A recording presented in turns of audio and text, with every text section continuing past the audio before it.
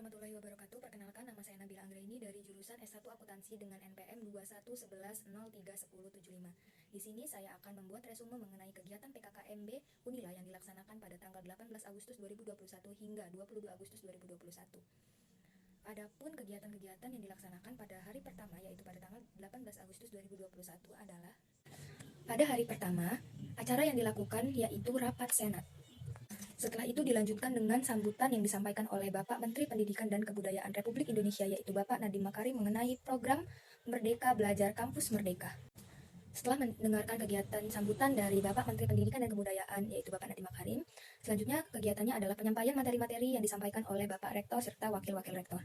Untuk materi pertama adalah mengenai pembinaan Gerakan Nasional Revolusi Mental yang disampaikan langsung oleh Bapak Rektor Unila, yaitu Profesor Dr. Karomani MSI. Adapun pokok pembahasan yang disampaikan adalah tentang tahap revolusi mental, perkembangan revolusi mental, tantangan global, serta tantangan nasional. Materi kedua yaitu tentang bela negara. Materi ini disampaikan langsung oleh Bapak Brigadir Jenderal TNI Dr. Jubei Levianto. Adapun pokok pembahasan tentang materi tersebut adalah mengenai pengertian bela negara, apa yang harus dibela, siapa yang harus membela, dan mengapa harus dibela, serta ancaman-ancaman yang ada di Indonesia dan harus kita hadapi.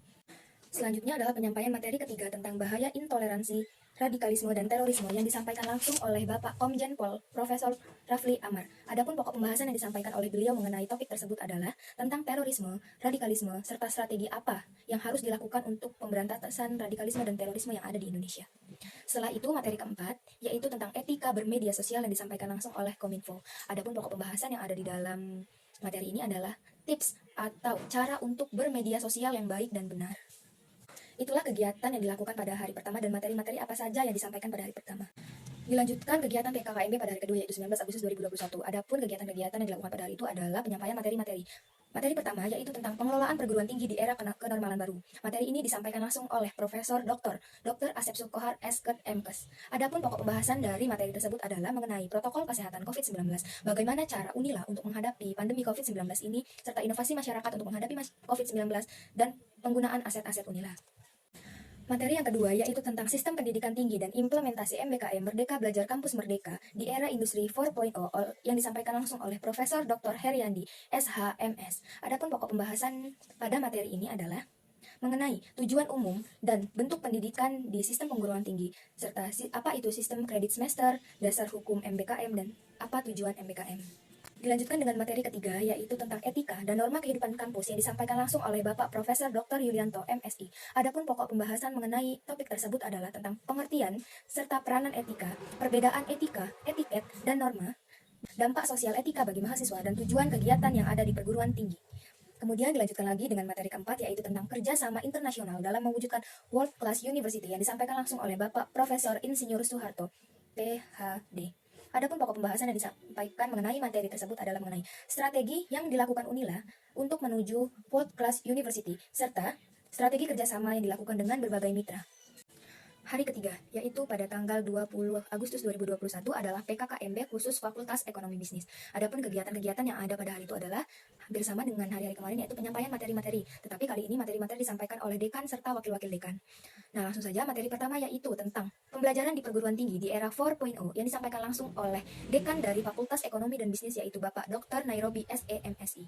Adapun pembahasan atau poin-poin penting yang disampaikan oleh beliau adalah pertama, mengenai prestasi apa saja yang telah dicapai oleh Unila, khususnya Fakultas Ekonomi Bisnis. Lalu, tantangan apa saja yang dihadapi oleh pendidikan Indonesia untuk menghadapi era revolusi industri 4.0 ini, serta transformasi belajar di era new normal, dan 8 indikator yang harus dicapai oleh perguruan tinggi negeri dalam pembelajaran. Selanjutnya adalah materi kedua, yaitu tentang sistem perkuliahan, plagiarisme, dan pembimbing yang disampaikan langsung oleh Wakil Dekan Bidang Akademik dan Kerja, yaitu Ibu Dr. Erni Hendrawati SEMSI. Adapun poin-poin penting yang disampaikan adalah mengenai program Merdeka Belajar Kampus Merdeka yang dibuat oleh Kemendikbud. Hal itu bertujuan untuk mencetak lulusan mahasiswa dengan kualitas yang baik agar ketika lulus langsung bisa diterima oleh dunia industri. Dan dalam menjalankan aktivitas perkuliahan, mahasiswa wajib untuk mengisi KRS atau Kartu Rencana Studi. Selanjutnya adalah penjelasan mengenai bahaya dari plagiarisme dan bagaimana cara untuk menghindari plagiarisme itu sendiri. Materi ketiga yaitu tentang pengenalan fasilitas fakultas dan administrasi umum yang disampaikan langsung oleh Wakil Dekan Bidang Umum dan Keuangan, yaitu Ibu Dr. Agrianti Komalasari SEMSI AKT atau Bunda Agri. Poin-poin penting yang disampaikan dalam pembahasan ini adalah mengenai fasilitas apa saja yang ada di Fakultas Ekonomi dan Bisnis Universitas Lampung. Materi keempat yaitu tentang pengenalan aktivitas kemahasiswaan yang disampaikan langsung oleh Wakil Dekan Bidang Kemahasiswaan dan Alumni yaitu Bapak Muslimin SEMSC. Adapun poin pembahasan yang disampaikan oleh beliau adalah mengenai kepentingan karakter kejujuran terutama dalam dunia kampus, serta lembaga kemahasiswaan formal itu harus ada di kampus Unila terlepas siapapun pemimpinnya sebagai sarana untuk pengembangan diri mahasiswa.